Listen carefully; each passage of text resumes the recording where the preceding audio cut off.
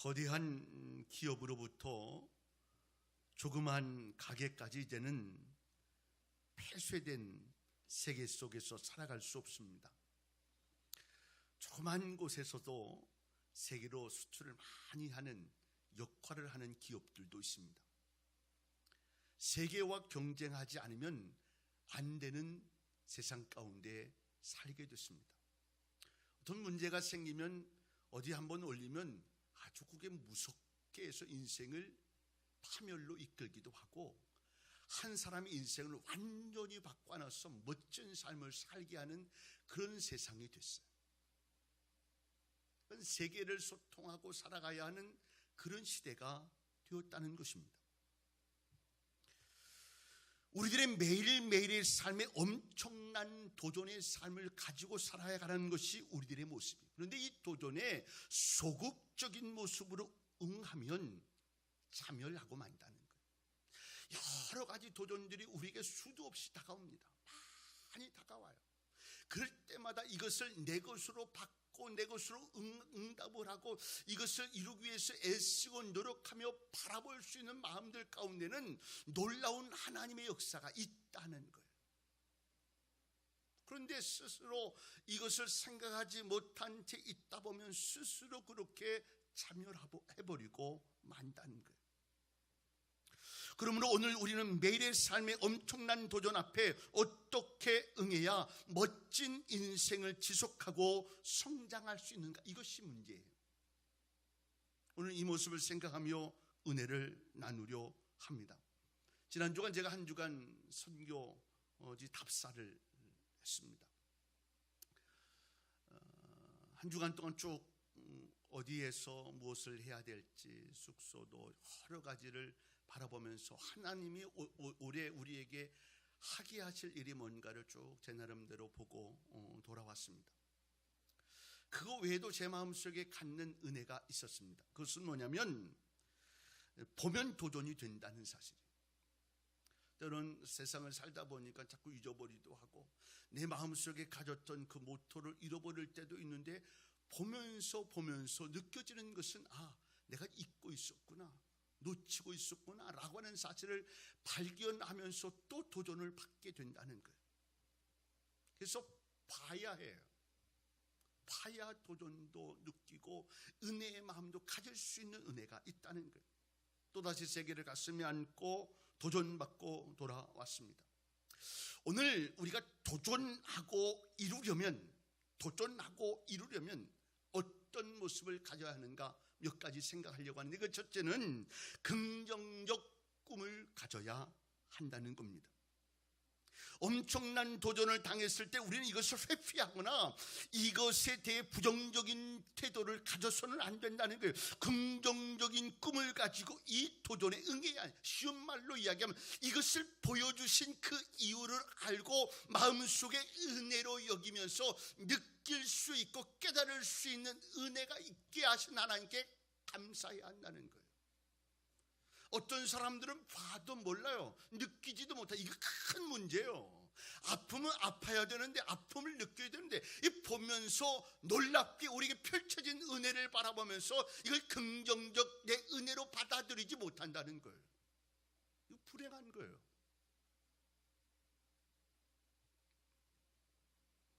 여러분, 아브라함의 인생을 보세요. 그는 이미 편안하게 여생을 살면서 75세가 되었습니다. 그런데 이 75세가 되었을 때 엄청난 도전이 다가왔어요. 하나님께서 아브라함에게 큰 꿈을 꾸게 하셨는데, 너는 너의 본토 친척 아비의 집을 떠나 내가 내게 지시할 땅으로 가라라고 하는 어마어마한 도전이었어요. 75세쯤 되면 돌아오고 싶은 게 정상이에요. 근데 75세 된 노인이 이제 어디 가서 살겠다는 거예요. 유럽에 가서 살다 어디 가서 살다 이렇게 산다는 게 이게 도대체 쉬운 일이 아니에요.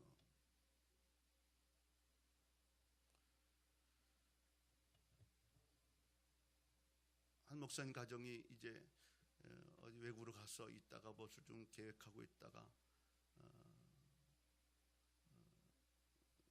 가서 막상 해보니까 이게 세상 외국에서 할 수 있는 상황이 아니니까 결국은 마음을 정리하고 다시 돌아오시려고 그러더라고요. 고부열전 잘 보는데 세상 사는 사람들 이야기, 우리나라와 외국 사람들이 살아서 하는 그런 이야기 이렇게 보면서 제가 또 느끼는 게 있어서 잘 보는 편이에요. 뭐 굳이 봐야 되겠다고 보는 게 아니라 하다 보면 보는 경우가 있는데, 중국 며느리의 중국분이에요. 근데 이분이 그 중국에서 괜찮았나 봐요. 그런데 우리 한국 사람하고 이제 결혼을 하면서 거기 살다가 이제 한국에 들어왔었는데 자꾸 이제 중국 가서 살고 싶은 거예요. 어머니를 이해시키는 거예요. 어머니, 내가 이런 거 뭐 자격증도 있고 내가 공무원이기도 하고 뭐도 하고 다 할 수 있는데 중국 가서 살았으면 좋겠다고 이야기를 하는데 시어머니가 들은 척도 하잖아요. 그러면서 이제 그 어머니를 데리고 중국에 가서 자기네 한국에서 살던 집보다 더 좋고 큰 집을 보여주면서 이야기를 하니까 그 어머니가 하는 말이 뭐냐, 뭐 평수가 이쪽이 더 중국이 더 커요. 그러니까 웃으면서 하는 말이, 뭐 웃으면서 하는 말이 아니, 하는 말이, 내가 있던 방도 2방이고 여기도 2방인데 뭐 똑같은데, 이러면서 가고 싶지 않다는 얘기죠. 나중에 이제 속내를 이야기하면서, 내가 이 나이에 72세시더라고. 내가 이 나이에 거기 가서 말도 하나도 뭐 아는 사람도 없는 데서 니들 어딜 일 가고 있으면 내가 왜 하늘만 쳐다보고 있고 이게 뭐 하겠냐, 이런 거.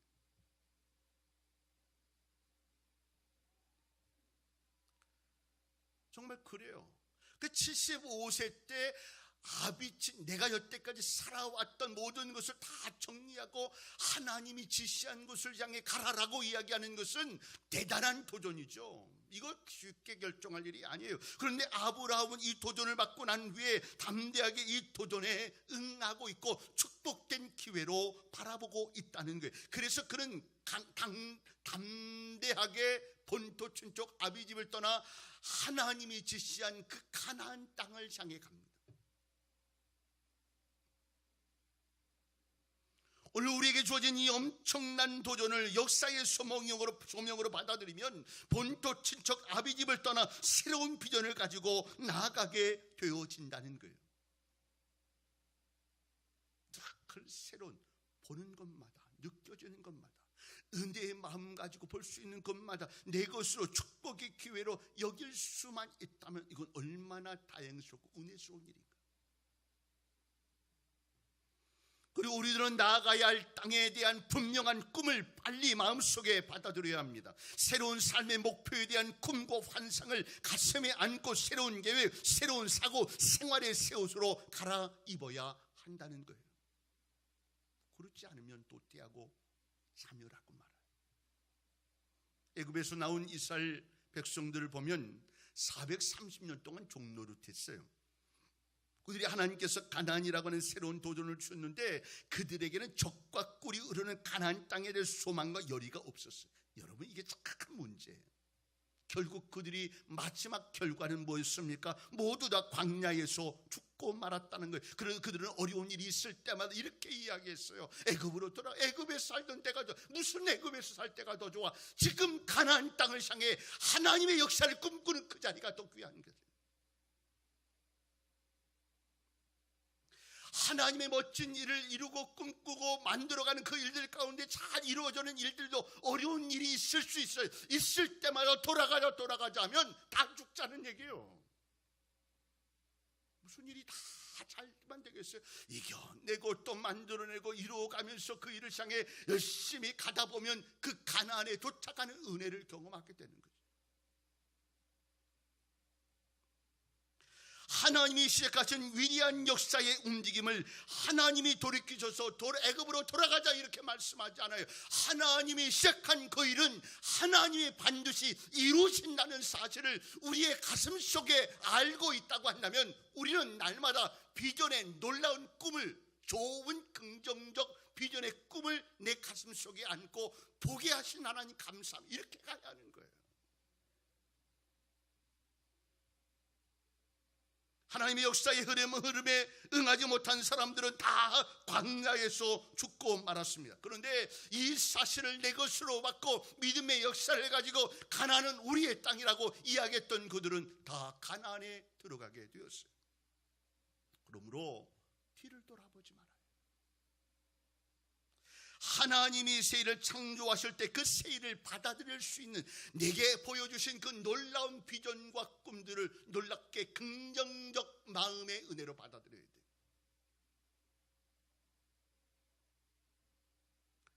주님이 우리를 위하여 죽으셨어요. 그 구세주이신 메시아이신 그 주님을 향해 믿음의 역사를 이루어 가야 할 이스라엘 백성들이 주님을 십자가에 못 박았어요. 결국 그들이 2000년 동안 나라 없이 세상을 살았어요. 그것을 복음으로 받았던 로마를 통해서 시작했던 그 복음의 역사는 이 유럽을 잘 살게 했어요. 이것이 이게 우연하고는 좀 이상하지 않아요? 복음이 가는 곳마다 가장 전성기였어요. 전 세계의 역사를 보세요. 이스라엘부터 시작했던 가장 복음이 전달되어지는 곳마다 그 나라가의 가장 전성기였다고.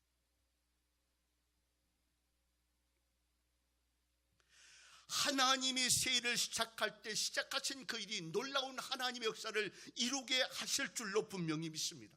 오늘 우리에게 본토 친척 아비집을 향해 나아가라고 말씀하실 때 축복된 마음의 은혜로 받을 수 있는 긍정적 믿음의 사람들 되실 수 있기를 주의 이름으로 축원합니다. 두 번째로는 강한 믿음이 있어야 합니다. 모든 성취에는 고난이 따라요. 어떤 개인이나 국가도 시련의 골짜기 없이 높은 산 꼭대기에 성취를 얻을 수 없습니다. 거대한 시련의 골짜기를 우리가 믿음을 가지고 받아들이면 이것은 우리에게 높은 산 꼭대기에 성취를 가져올 수 있다는 것입니다. 그러므로 우리는 할 수 있다는 믿음을 가져야 합니다. 믿음이 없이는 우리는 운명을 바꿀 수 없습니다. 예수님께서 벳세다 광야에서 5,000명 그리고 많은 사람들 먹이셨죠. 우리가 많은 사람들 이야기는 한 2만 명쯤 되지 않겠냐. 여자도 그렇고 아이들도 그렇고 그 정도 되지 않겠냐 이렇게 이야기했어요. 배가 고팠어요. 하나님 말씀을 잘 듣고 있는 시간이 가는 줄 은혜롭게 말씀을 잘 듣고 있는 이제 시작할 때가 되었어요. 그때 예수님이 빌립에게 이렇게 말씀하셨어요. 너희 먹을 것 갖다 주라 라고 이야기하셨어요. 그때 빌립이 웃으면서 아니 내가 먹을 것을 어떻게 갖다 줍니까? 여기 광야입니다. 부정적 반응을 내고 있어요. 돈도 없고요, 시간도 늦었고요. 각자 집에 가서 먹도록 하게 하시죠. 우리 해결할 수가 없어요. 가끔 선교도 어디든 가서 제가 어떻게 했으면 조금 갈등이 있을 때 제가 술집 이렇게 던질 때가 있어요. 우리 선교팀들한테 우리가 했으면 좋게 어떻게 임원들한테도 이렇게 던질 때가 있는데 그때 던지는 한 표현이 하나님의 음성으로 들 때가 있죠. 우선 하시죠. 그때는 별 생각 더 이상 생각하지 않아요. 여기는 광야입니다. 여긴 광야인데요 라고 이렇게 이야기하는 거예요. 그런데 또 다른 제자 안드레는 다르게 생각했어요. 아무리 광야지만 예수님이 계시는 광야다. 우리는 잊지 마셔야 돼요. 아무리 힘들고 어려운 처지지만 그곳에 예수님이 계신다는 사실. 빌립은 광야만 보았지 예수님이 계신 광야는 보지 않았습니다. 빌립은 돈 없는 것을 보았지만 안드레는 돈은 없어도 예수님이 계신 것을 보았습니다. 빌립은 시간이 늦은 것만 보았지만 안드레는 시간을 좌우하시는 예수님을 보았습니다. 빌립은 인간의 힘으로 먹을 수 없다는 것만 생각했지만 안드레는 예수님이 계심으로 기적이 일어날 것을 믿었다는 거예요. 믿는 자에게 역사가 있음을 믿으실 수 있기를 바랍니다. 이것이 믿음 있는 사람과 믿음이 없는 사람의 차이예요. 되냐 안 되느냐는 하나님이 하시는 거예요. 내가 되니 안 되니 광야니 아니니 계산이 되니 안 되니 이야기하는 것은 하나님 앞에서 할 일이 아니에요.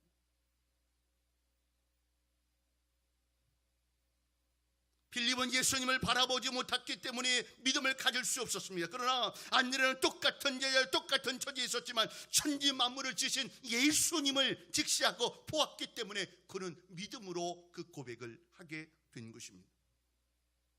그리고 물고기 2마리와 보떡 5개를 가져온 어린아이의 것을 가지고 주님, 광야에서 우리가 할 수 있는 일을 최선 다했습니다. 이제는 주님 하실 겁니다. 이렇게 드리는 거예요. 그때 축사하시고 놀랍게 역사하시는 일이 뭡니까? 2만 명이나 되는 많은 사람들이 다 먹고도 12광주리가 남게 되었다는 거예요. 하나님은 하십니다. 선교지 가서 조금 안타까운 일이 한 가지 있었어요.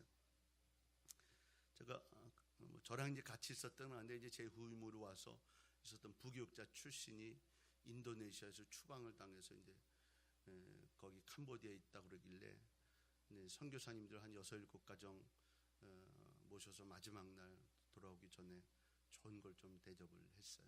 그래서 이제 그 생각이 나길래 그 선교사님 계시냐고 그랬더니 알고 있다고 그래서 그 선교사도 와서 이제 식사를 잘 했어요. 그래서 우리 그 선교사님 보러 잘 못 드시는 거 좋은 데 가세요. 좋은 데 가세요. 내가 몇 번 그랬더니 진짜 좋은 데 갔어. 많이 나왔어요. 진짜 좋은 데 갔다. 좋은 데 진짜로 믿음대로 가면 먹는 거죠. 뭐. 이제 다 식사를 한 중에 이제 그 선교사하고 이제 제가 이제 같은 뭐 그래도 같은 교회 섬겼던 친구니까 또 그래서 마음속에 끌려서 제가 어떻게 사역 잘하고 있냐고 그랬더니 잘하고 있다고 그러더라고요. 뭐 30년인가 50년인가 유치원을 하는데 잘 되고 있대요. 잘 이제 자립도 하고 이제 잘 되고 있다 그래서 고맙다 그러면서 한 4-5년 전에 한 2,000평을 땅을 샀대. 우리 깜짝 놀라서 2,000평 어떻게 땅 샀냐고 그랬더니 그때 뭐 한 2천 몇백만 원이라고. 근데 제가 요번에 가서 놀란 게 캄보디아에 무슨 땅, 우리가 같이 하는 그 선교사, 요번에 갈 그 선교사님 비싼 땅만 나한테 얘기하는지 몰랐는데 하여튼 어쨌든 그 친구 그 다른 그 친구는 이제 한 2,000평인데 한 2천 몇백만 원 주고 2,000평을 넘게 샀대요. 그래서 잘 샀다고 그랬더니 그때는요 뭐 한 4-5년 전 5년 전에는 그게 뭐 한 1,000몇백만 원인데 2배 주고 산 거래. 지금에서 조금 이제 올라서 좀 한 3천만 원쯤 되나 봐요. 뭐 하여튼 말이 그렇게 이야기를 하더라고요. 그래서 잘 됐다고 얼마나 좋냐고 그러면서 왜 이렇게 크게 샀냐고 그랬더니 이제 거기다 학교를 하고 싶다고 그러더라고요. 잘 됐다고 그러면서 이야기를 하는 거. 요즘에 좀 신경 쓰지 말고 머리가 아파가지고 죽겠어요 그러더라고요. 그래서 왜 그러냐고 그랬더니 누가 와서 1억 들여서 교회에서 1억 들여서 건축을 해주겠다고 그러는데요. 머리가 왜 아프냐고 그랬더니 져주는 것도 져주는 건데 한 달달이 300만 원씩 운영 유지비가 필요한데 그거 어떻게 될지 모르겠어요. 질지 말할지 고민이래. 화가 막 잔뜩 나는 거예요. 쟤도 지금 화난 거예요. 아니 교인들이 큰 교회든 작은 교회든 선교 헌금해서 선교지에 뭔가 하나 짓겠다는 얘기는 마음을 다해서 헌금을 한 1억을 가지고 줘주겠다는데 할렐루야고 하나 놀랍죠. 이게 보통 할 일이 아닌데 여러분 우리 한국에서 1억 들여서 웬만큼 해서 교회 짓는 것도 저기 땅만 있으면 웬만큼 한데 1억 줘서 교회 짓습니다. 이 할렐루야고 은혜로 여겼는데 이거 유지비 300만 원. 여러분 하나님이 시작한 1억을 들여서 하나님의 역사가 있었던 그 일이 300만 원 유지비 하는 거 하나님이 이루지 않겠냐고요. 사실 한 3군데 정도 가려는데 그게 안 가려고요. 무슨 마음을 가지고 있는지 모르겠어요. 아니 무슨 1억들 단 몇천만 원 이게 무슨 우스운지 아나 봐. 애써서 조금씩 5만 원, 10만 원씩 어떤 분들 조금 더 뭐 이렇게 해가지고 모여든 성도들이 정말 교회가 세고 선교에서 하나님의 복음에 비친 자의 마음 가지고 하는 그 일을 1억씩이나 들여서 져주겠다는데 져야 될지 말지 모르겠어요. 유지비 때문에 머리가 아플 일이 아니고 하나님 감사를 너무너무 감사하죠. 너무너무 감사하죠. 하나님이 이렇게 나와 함께 하시고 하나님의 은혜가 놀랍죠. 이렇게 이야기하면서 가야 할 사람 도대체 무슨 생각? 하나님이 시작했으면 하나님이 이루시지 않겠어요? 쉬운 일만 있습니까? 여기 1억 줘주면 누가 또 와가지고 누가 제가 300만 원 대드릴게요. 누가 여기 쉽게 저기 쉽게 다 하겠어요? 하나님이 이렇게 저렇게 만들어 가시지 않겠냐고. 얼마나 답답했는지 몰라요. 우리 신앙생활할 때 참 중요한 게 가장 중요한 게 있어요. 믿음이 있느냐 없느냐예요. 하나님이 지금 우리의 삶 속에 이루어졌던 많은 일들을 바라보면서 하나님 너무너무 감사하죠. 너무너무 감사하죠. 앞으로의 삶도 이루실 것에 대한 믿음의 은혜를 갖죠. 감사하죠. 그런데 늘 맨날 힘들 때 죽을 것 같으되 지금까지 이루신 은혜는 잃어버려요. 앞으로 이루실 하나님의 은혜를 바라보면서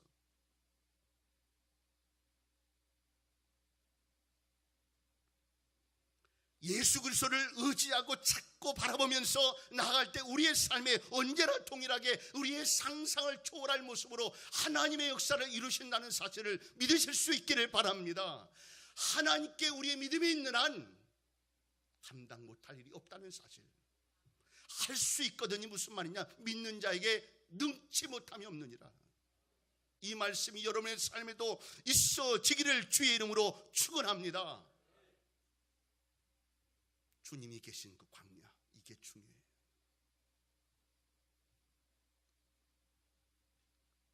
마지막 세 번째로는 사고의 전환을 가져야 돼요. 감사한 일이 또 있었어요. 제가 5분 같이 갔어요.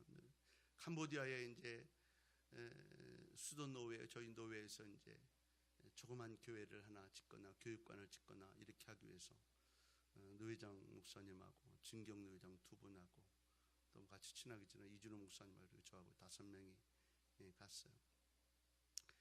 그 중에 한 분이 저한테 다 끝나고 와서 문자를 보내셨어요. 이렇게 쓰셨어요.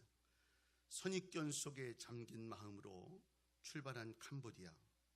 선교 현장은 나의 생각을 깨뜨렸고 나의 마음을 열게 했습니다. 참 감사하고 좋았어요. 선교의 마음을 갖지 않았던 그 목사님의 마음속에 현장을 보면서 마음의 문을 열게 됐다는 거예요. 참 생각을 바꾼다는 게, 선입견을 바꾸고 사고의 전환을 한다는 게 참 어려워요. 우리 교회는 이제 올해 17년 단기 선교 가는데 어떤 교회들은 이게 엄두도 못 내요. 전수사님, 우리 교회 전수사님 그 전에 있던 교회는 학생들 데리고 어디 요 옆에 강원도도 못 가게 한대. 무슨 사고 날까 봐.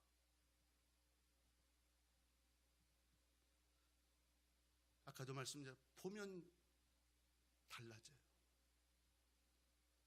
보면 달라지고 도전받게 되고 사고의 의식을 바꿔야 돼요. 좋은 마음, 축복된 마음.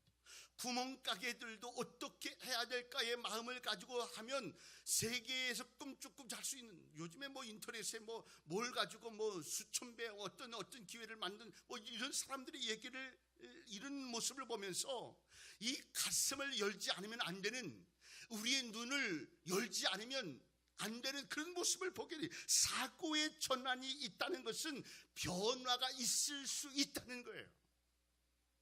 이 마음을 바뀌지 않으면 절대로 변화할 수 없어요. 사고의 마음을 바꿔야 돼요.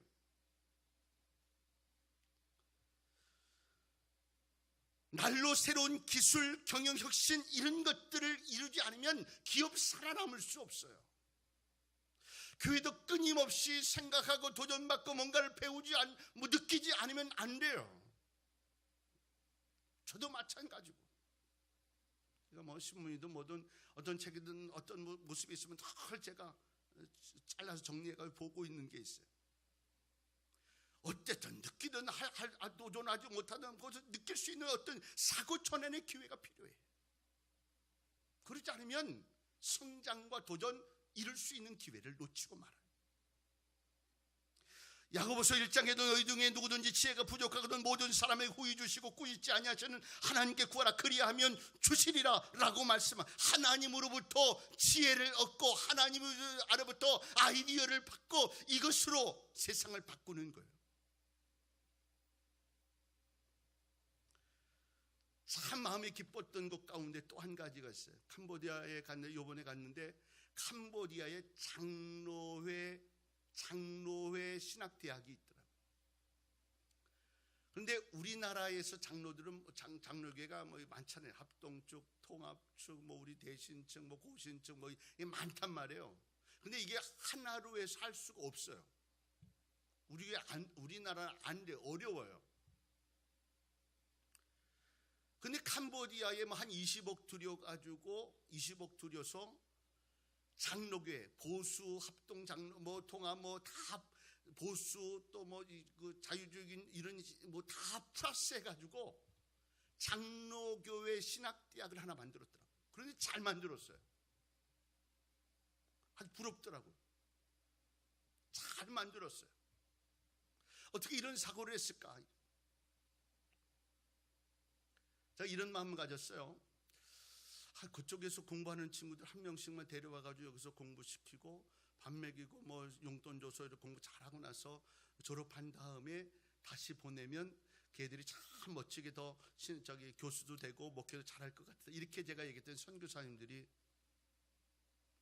한국 맛 보면요 절대로 다시 안 옵니다. 가만히 생각해 보니까 그래요.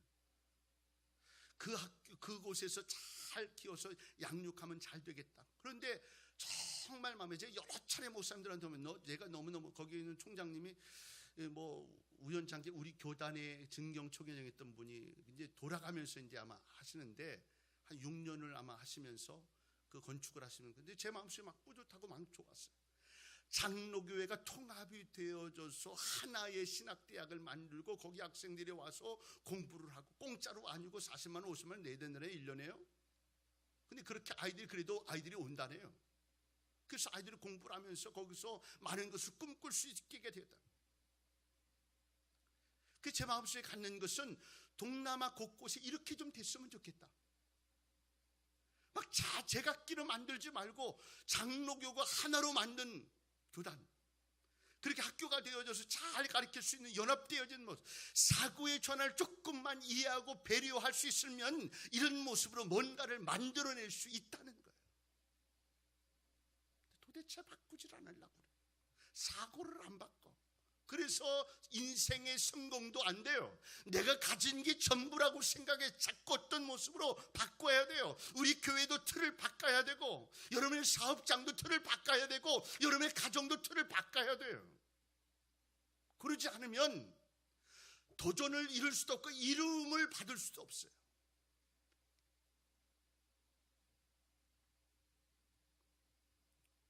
오늘 우리가 도전을 받고 뭔가를 바꿀 수 있는 마음을 가졌다는 것은 행운이라고 생각하세요.